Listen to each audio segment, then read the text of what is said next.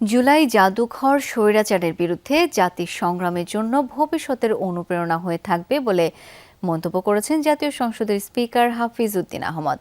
জুলাই গণঅভ্যুত্থান স্মৃতি জাদুঘর পরিদর্শনে গিয়ে সব কথা বলেন তিনি। পরিদর্শনের সময় জাতীয় সংসদের deputy speaker barrister Kaiser Kamal সহ ঊর্ধ্বতন ও সংশ্লিষ্ট কর্মকর্তারা উপস্থিত ছিলেন। পরিদর্শনকালে তারা জাদুঘরের বিভিন্ন গুরুত্বপূর্ণ অংশ ঘুরে দেখেন, সংরক্ষিত দলিল, আলোকচিত্র, স্মারকসমূহ পর্যবেক্ষণ করেন। একই সঙ্গে জুলাই গণ অভ্যুত্থানের স্মৃতি সংরক্ষণ এবং নতুন প্রজন্মের কাছে ইতিহাস তুলে ধরতে জাদুঘরের বিভিন্ন কার্যক্রম সম্পর্কেও খোঁজ খবর নেন। এই জাদুঘরটি দেখে অত্যন্ত অভিভূত হয়েছে।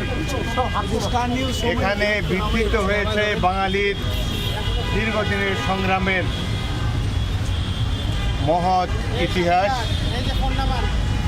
স্বাধীনতা যুদ্ধ, ৭১, বিভিন্ন সময়ে স্বৈরাচারের বিরুদ্ধে গণ আন্দোলন এবং সর্বশেষে জুলাই আগস্টের মহান গণ অভ্যুত্থানের চিত্র অত্যন্ত চমৎকারভাবে এখানে ধারণ করা হয়েছে।